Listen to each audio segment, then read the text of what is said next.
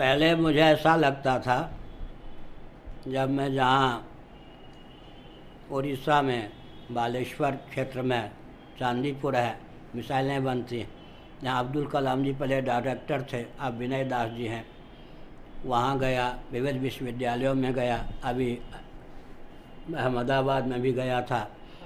हाँ, वहाँ भी गया था, विविध संस्थानों में गया।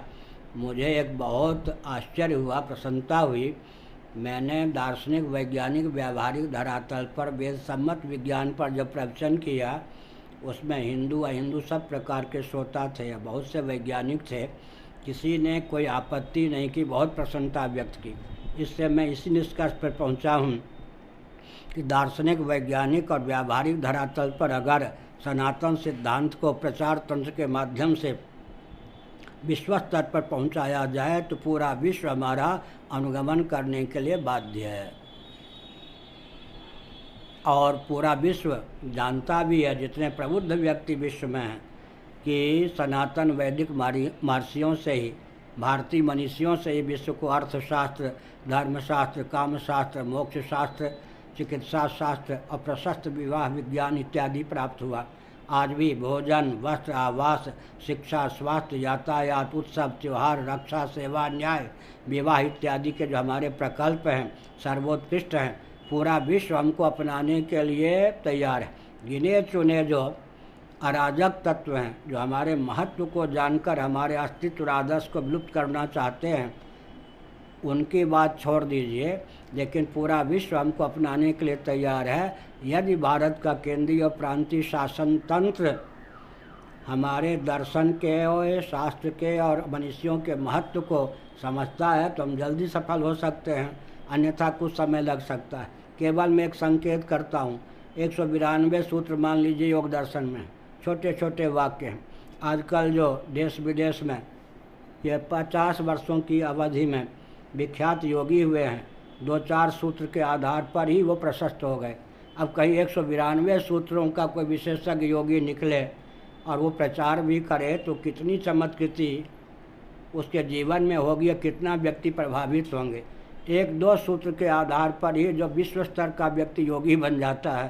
प्रधानमंत्री और विदेशी राष्ट्राध्यक्ष भी हमारे योग पर लट्टू हैं, जबकि मैं अच्छी प्रकार जानता हूँ कि 192 सूत्रों में 2-3 सूत्र के आधार पर ही वो विश्वविख्यात योगी बन जाते हैं। तो मैंने एक संकेत किया कि हमारे यहाँ तो विशाल ग्रंथ के एक एक पंक्ति को लेकर विश्व में कायाकल्प हो सकता है। जैसे अभी हमने कहा, राज्यम पर्ण्यम न कारयेत, व्यक्ति के जीवन का, वर्ग के जीवन का, तंत्र के जीवन का, राष्ट्र का, राज्य का विकास उस ढंग से करो कि बाजार का सौदा मत बनने दो।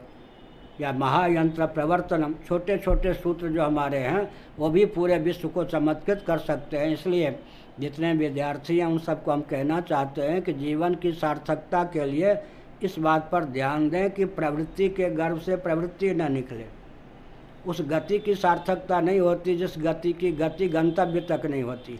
गति की सार्थकता तब मानी जाती है जब गति की गति गंतव्य तक हो, नहीं तो गति की दुर्गति मानी जाती है। मैं प्रश्न करके स्वयं उत्तर देना चाहता हूँ। विश्व में आज जितनी प्रवृत्तियाँ भौतिक विधा से अपनाई गई हैं, किसी प्रवृत्ति के गर्भ से निवृत्ति निकल सकती है। भारतीय यान, चाहे हेलीकॉप्टर हो जो या वायुयान हो, हवाई जहाज हो, कुछ समय तक पृथ्वी पर उसे चलाते हैं। किस लिए? कि पृथ्वी को छोड़ने का अनुकूल बल और वेग उसमें प्राप्त हो सके, आगे वो अनुभव मार्ग से यात्रा करते हैं। इसी प्रकार हमारे यहाँ प्रवृत्ति उस ढंग से अपनाई गई कि मनुष्य या जीव अपने लक्ष्य को पूर्ण कर सके। तो जीवन में जो कुछ आज विकास के नाम पर हो रहा है, लक्ष्य तो है ही नहीं। मानव जीवन और पूरे जीवों के जीवन को टटोलने, उनकी प्रवृत्ति निवृत्ति के नियामक को टटोलने तो लगता है कि लक्ष्य विहीन और खाओ पियो मौज उड़ाओ, अगर यही जीवन का लक्ष्य होता तो जब मैं पश्चिम बंगाल में ज्योतिर्बसु जी के शासनकाल में बोलता था कि गाढ़ी नींद का वेग ही कम्युनिज्म पर, भौतिकवाद पर पानी फेर देता है। भौतिकवादी जितने हैं वो शरीर को आत्मा मानते हैं, लेकिन गाढ़ी नींद की आवश्यकता होती है, गाढ़ी नींद का वेग प्राप्त होता है तो शरीर को भुलाने की भावना होती है नहीं, और गाढ़ी नींद में शरीर भूल जाते या नहीं। इसका मतलब भौतिकवाद की मान्यता पर तो गाढ़ी नींद का वेग ही पानी फेर देता है। अनुकूल विषय का अनुकूल इंद्रिय से संगम होने पर जो आह्लाद प्राप्त होता है उसे विषयजन्य आनंद कहते हैं। भौतिकवादी विषयजन्य आनंद के ही रसिक पक्षधर यासिक होते हैं, लेकिन जब गाढ़ी नींद का वेग आता है तब उस आनंद को भी भुलाकर सोने की भावना होती है। तो वह विज्ञान सुषुप्ति का वेग ही जिस पर पानी फेर दे, उसको लेकर कितने समय तक हम नाचते रहेंगे।